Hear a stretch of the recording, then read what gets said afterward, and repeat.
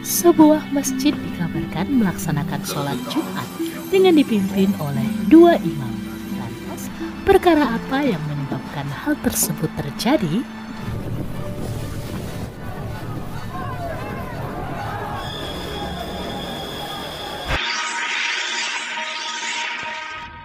Hai kawan, Assalamualaikum. Jangan lupa klik tombol subscribe dan tekan tombol notifikasinya ya. Film dimulai dengan memperlihatkan aktivitas warga kampung di sebuah desa bernama Desa Anggerik dengan latar cerita tahun 1983. Warga desa terlihat gotong royong membangun berbagai infrastruktur dan melakukan pembersihan di lingkungan yang berdekatan dengan sebuah bangunan masjid. Seorang pria paruh baya yang disebut sebagai imam masjid bernama Mihat terlihat mendatangi tanah perkuburan. Diceritakan, ia merupakan seorang pria berilmu agama tinggi yang baru kembali dari tempat yang jauh dan kini dipilih untuk memimpin masjid menjadi imam. Mihat tampak sedih melihat bekas lelehan lilin di sebuah kuburan. Dari pria tua di hadapannya, ia mendapat penjelasan bahwa beberapa orang menggunakan hal tersebut untuk meminta nomor lotre pada kuburan. Tentu saja Imam Mihat terlihat marah. Sin lalu memperlihatkan anak-anak kampung tampak antusias bermain musik. Imam Mihat yang melintas lalu berhenti. Seorang remaja bernama Syawal mengucapkan salam dan menghampiri.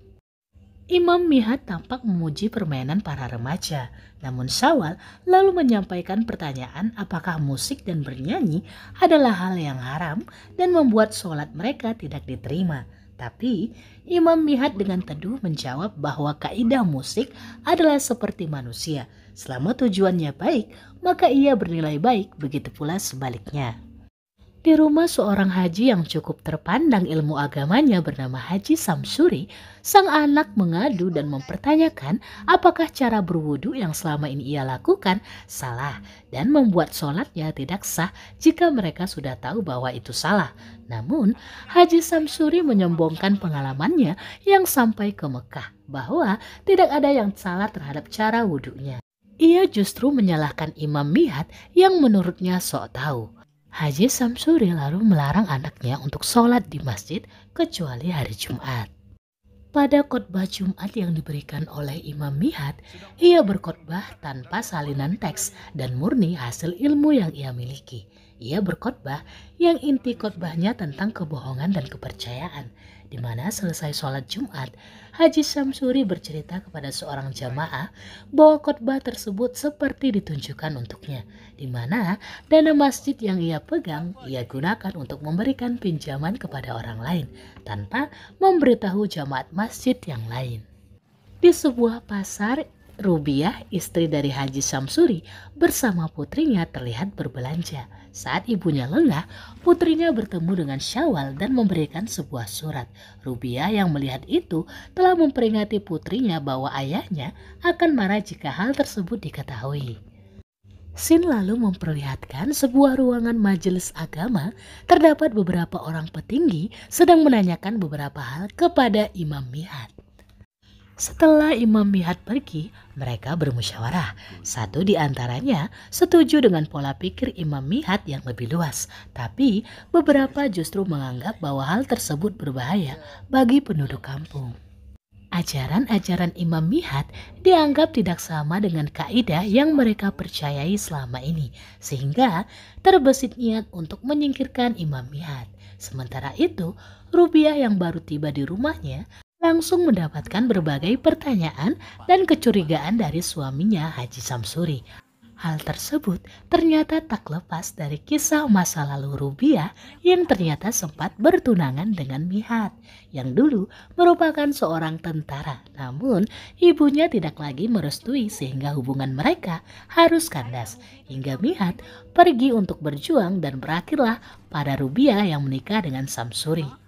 Di rumah Mihat, ia tengah berbincang dengan istri tercintanya bernama Aisyah. Aisyah adalah seorang wanita asli Dayak yang menolongnya saat ia terluka saat berperang. Imam Mihat dan istrinya berbincang tentang pertemuan Mihat di majelis agama terkait dengan tuduhan pelencengan kaidah Islam yang diutarakan Haji Mihat dalam khotbahnya. Istrinya mencoba menenangkan Haji Mihat bahwa mungkin beberapa orang bisa salah memahami maksud-maksud tertentu dalam khotbahnya. Esoknya saat warga desa sedang melakukan berbagai aktivitas seperti berbincang, memainkan lagu-lagu nasyid, dan di depannya ada yang bermain bola, Haji Syamsuri bersama beberapa tetua kampung datang dan tampak marah melihat masjid yang mereka anggap telah disalahgunakan untuk kegiatan yang tidak sepantasnya.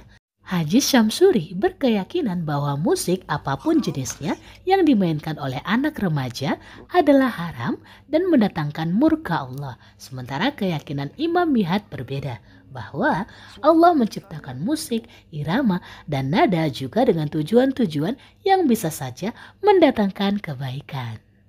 Namun hal itu membuat seorang tetua semakin marah dan mengucapkan kata-kata menyesal pernah menunjuk Mihat sebagai imam. Di rumah Haji Syamsuri, mereka mulai menyusun rencana untuk menggeser Mihat dari imam masjid tersebut.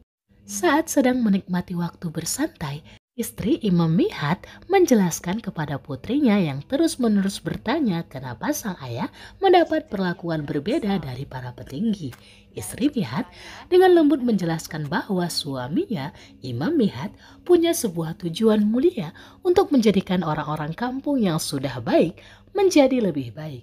Namun, fasenya terlalu cepat. Beberapa orang susah untuk menerima perubahan, termasuk para tetua yang selama ini menganut Islam yang fundamental. Sementara Imam Mihat mencoba untuk mendekatkan agama Islam pada seluruh tingkat lapisan umur, termasuk remaja modern yang mungkin tidak sepaham dengan apa yang diyakini para tetua terdahulu. Pada sholat Jumat Minggu selanjutnya, Haji Syamsuri datang ke masjid bersama para tetua dari majelis agama. Ternyata kehadirannya adalah untuk menggantikan Imam Mihat sebagai imam di masjid tersebut. Haji Syamsuri juga menggantikan Imam Mihat dalam berkhotbah. Tentu saja jamaah masjid dan Imam Mihat terkejut sebab hal tersebut mendadak dan tanpa pemberitahuan.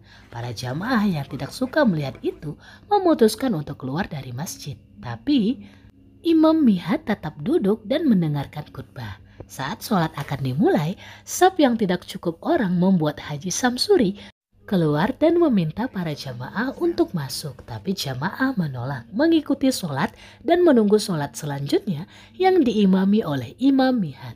Imam Mihat mencoba menenangkan jamaahnya, dan itu membuat para jamaah akhirnya mau untuk masuk ke dalam masjid melaksanakan sholat. Imam Mihat bahkan dengan lembut mempersilahkan Haji Syamsuri memimpin sholat Jumat tersebut. Tapi perlakuan lembut Imam Mihat kepada Haji Syamsuri justru dianggap Haji Syamsuri sebagai sebuah ejekan atau hinaan. Ia dan tetua lainnya memikirkan rencana selanjutnya, di mana esoknya seorang pemuka agama di majelis agama melihat informasi tentang berita adanya 2 imam pada satu sholat Jumat di surat kabar. Di rumah Haji Syamsuri, Syawal dan putrinya Haji Syamsuri terlihat sedang berbincang. Syamsuri yang saat itu pulang dan melihat hal itu tampak marah. Ia menghajar dan memukul Syawal habis-habisan. Seorang anak mengabarkan peristiwa tersebut kepada Imam Mihat. Malam harinya, Haji Syamsuri beserta beberapa rekan tetuanya dan para kacung melaksanakan sebuah ide jahat. Mereka bersekongkol untuk menanam bongkahan-bongkahan emas di tanah di sekitaran masjid. Dan benar saja, berita adanya emas di tanah berbukitan di sekitaran masjid membuat keadaan berubah. Para masyarakat, termasuk Haji Syamsuri dan Imam Mihat, bermusyawarah untuk menuntaskan permasalahan tersebut. Sebab berita tentang adanya emas di tanah wakaf sekitaran masjid akan membuat banyak pendulang berdatangan untuk menggali emas dan akan membahayakan keberadaan masjid tersebut. Semula, Haji Mihat sesungguhnya tidak menyalahkan para pendulang, sebab emas tersebut jika memang ada, merupakan nikmat yang Allah berikan untuk dimanfaatkan bagi para penduduk menurutnya. Tapi, menyetujui pendapat Haji Syamsuri bahwa penggalian akan merusak pondasi masjid, maka dengan ide Haji Syamsuri, mereka meminta bantuan pihak wewenang untuk memblokade area tersebut dan dilarang untuk menggali tanah mencari emas yang belum tentu ada. Hari berlalu, tiap hari semakin banyak masyarakat yang berdatangan untuk menggali dan mendulang emas. Meskipun sudah dilarang pihak berwajib, tapi mereka terus berdatangan. Rencana mereka yang berjalan lancar membuat Haji Syamsuri merasa bahwa mereka akan dapat segera menyingkirkan Haji Mihat, dan itu didengar oleh istri dan mertuanya. Sementara para pendulang mulai menyusup pada malam hari saat tidak ada penjagaan. Malam itu, hujan turun deras. Sebuah malapetaka terjadi. Tak kalah tanah bekas galian untuk mencari emas terjadi longsor dan menimbun 3 orang hingga tewas. Namun, mendengar pengakuan Haji Daud, orang yang melihat Haji Syamsuri dan rekan-rekannya pada malam saat emas ditemukan di area masjid, ia bercerita bahwa emas tersebut bukanlah hasil bumi dari tanah sekitaran masjid, tapi sebuah siasat yang ditanam di tanah oleh beberapa orang untuk membuat kekacauan bagi para penduduk di sekitar masjid. Dan ia memperingatkan Imam Mihat akan sebuah mara bahaya. Imam Mihat ingin meminta penjelasan tentang informasi tersebut. Ia mendatangi rumah Haji Syamsuri, namun yang ada hanya Rubiah, istri Haji Syamsuri. Sementara Haji Syamsuri terlihat menghindar dan tidak ingin bertemu siapapun. Bahkan saat berjumpa di jalan, Haji Syamsuri langsung pergi meninggalkan Imam Mihat tanpa memberi penjelasan apapun. Haji Syamsuri dan beberapa rekan tetuanya akhirnya mendapatkan berita bahwa Imam Mihat akan segera melaporkan mereka ke polisi sesuai dengan kesaksian Haji Daud terkait mereka yang menanam emas di tanah tersebut untuk menciptakan kekacauan. Takut akan hal tersebut tersiar kemana-mana, sebuah rencana jahat kembali mereka susun. Subuh ketika hari masih gelap, Imam Mihat menaiki sepedanya seperti biasa menuju masjid. Tapi di jalanan ia dicegat oleh pria-pria suruhan Haji Syamsuri untuk menyerangnya. Para jemaah yang datang ke masjid mulai bertanya-tanya kenapa Imam Mihat terlambat padahal subuh sudah mau selesai. Seorang anak melintas dan melihat Imam Mihat terlibat dalam sebuah perkelahian lalu melaporkan hal tersebut kepada para jemaah yang ada di masjid. Dan pagi harinya Aisyah dibawa ke dalam jalanan hutan untuk diperlihatkan pada jasad suaminya, Imam Mihat, yang ditemukan telah meninggal dunia. Dan hari itu, kepergian seorang imam soleh pimpinan umat diantarkan oleh langit dengan kesedihan yang teramat dalam. Saat ingin menyolatkan jenazah di masjid, masjid justru bergoyang dan rubuh akibat longsoran tanah dari penggalian emas yang ternyata tidak ada tersebut. Meskipun begitu, para jamaah tetap dengan khusyuk menyolati Imam Mihat di bawah redupnya langit hari itu. Film diakhiri dengan memperlihatkan Haji Syamsuri dan rekan-rekan tetua kampung yang bersekongkol dengannya ditangkap oleh pihak kepolisian untuk mendapatkan hukuman yang setimpal atas perbuatan mereka. Demikianlah alur cerita dari film Imam tahun 2023. Terima kasih karena kawan-kawan telah menyaksikan video ini sampai selesai. Sampai jumpa di video-video Maniak Movie selanjutnya. Bye-bye.